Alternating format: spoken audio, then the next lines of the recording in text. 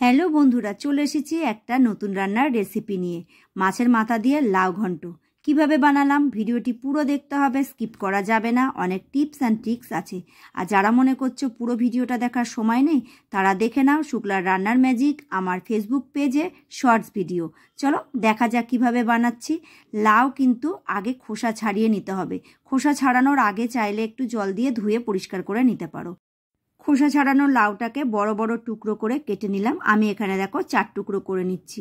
এরপরে এটাকে ধুয়ে পরিষ্কার করে নেব আর গ্রেডারের সাহায্যে এটাকে মিহি করে কুচিয়ে নেব, অর্থাৎ ঘষে নেব। ঘষে নিলে পারে অনেক কিন্তু জল বেরোবে। দেখো কত জল বেরিয়েছে, তোমাদের আমি চেপে দেখাচ্ছি। আর দেখো এরকম সরু সরু করে কিন্তু কেটে নিতে হবে, তাহলে খুব তাড়াতাড়ি গলে যাবে লাউটা। আর এই জলটা আমার এত জল প্রয়োজন নেই, কারণ জল শুকাতেই সময় লেগে যাবে। এখন এই জলটাকে চেপে চেপে শুকিয়ে নেব। এটা কিন্তু লাউ বানানোর একটা টিপস। লাউয়ের কিন্তু অতটা জল ব্যবহারের প্রয়োজন পড়ে না। মাছের মাথাটাকে ভেজে তুলে নেব।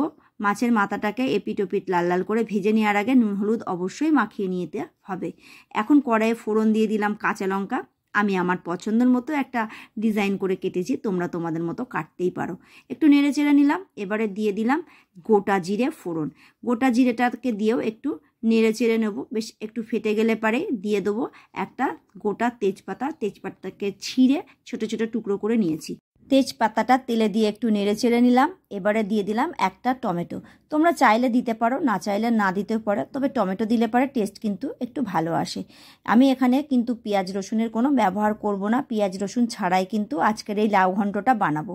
দিয়ে দিলাম পরিমাণ মতো নুন, তার সাথে দিয়ে দিলাম হলুদ, এর সাথে দিয়ে দিলাম জিরের গুঁড়ো আর দিলাম ধনের গুঁড়ো ছোট চামচ, চা চামচের 1 চামচ। আর এর সাথে দিয়ে দিলাম একটু জল, কারণ গুঁড়ো মশলা তো একটু ভাজতে গেলে জল না দিলে পুড়ে যাবে। এবারে নেড়ে চেড়ে ভালো করে মিশিয়ে নিলাম সব কিছু একসাথে। দেখো তেল ছেড়ে গেছে।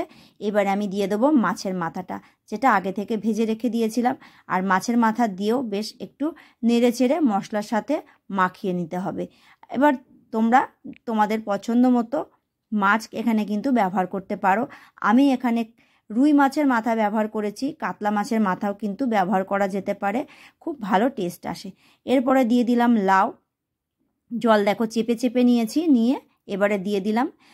অনেকগুলো লাউ একসাথে দিতে গেলে অসুবিধা হবে, তাই অল্প অল্প করে দিয়ে নেড়ে নেড়ে মশলার সাথে মিশিয়ে নেব। যেহেতু এর মধ্যে নুন আছে, তাই লাউটা জল ছাড়া শুরু করে দেবে, এবং জল ছাড়া শুরু করলে লাউটা কমতে শুরু করবে। এবার ওপর থেকে আবারও বাকি লাউগুলো আমি দিয়ে দিলাম। এবারে নেড়ে চেড়ে ভালো করে মশলার সাথে মাছের সাথে কষিয়ে নিলাম। কষিয়ে নিয়ে আমি কিন্তু ঢেকে দেবো। ঢেকে দিয়ে গ্যাসটা কমিয়ে দেবো। গ্যাস কমিয়ে দিলে লাউ থেকে অনেকটাই জল বেরিয়ে আসবে আস্তে আস্তে, আর এই জলেই কিন্তু লাউটা সিদ্ধ হয়ে যাবে। 5 মিনিট আমি রেখে দিয়েছিলাম। 5 মিনিট পরে দেখো কতটা জল বেরিয়ে গেছে। 1 ফোঁটাও কিন্তু জলের ব্যবহার করতে এখানে হয়নি। লাউ রান্নার এটাও একটা টিপস, ভালো লাউ হলে পারে তোমার জলের ব্যবহার করতে হবে না। এখন দিয়ে দিলাম প্রয়োজন মতো বা স্বাদ অনুযায়ী চিনি। যারা চিনি খেতে পছন্দ করো না, তারা চিনি ছাড়া করতে পারো, কিন্তু টেস্ট কিন্তু ভালো আসবে না। চিনি না দিলে লাউয়ের টেস্ট একদম পারফেক্ট আসে না। এবারে কাজ হলো নেড়ে চেড়ে শুকনো করে নেওয়া। তোমরা যাদের হাতে একটু সময় কম আছে, তারা চাইলে সামান্য একটু আটা ব্যবহার করে নিতে পারো। এটাতে কোনো রকম সমস্যা হবে না, তাতে জল কিন্তু তাড়াতাড়ি শুকিয়ে যাবে। আমি এখানে আটার কোনো ব্যবহার করিনি, নেড়ে চেড়েই শুকিয়ে নিয়েছি।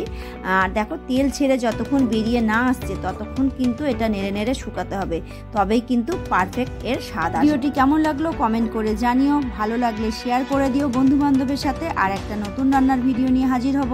ততক্ষণের জন্য বিদায় নিলাম, টাটা।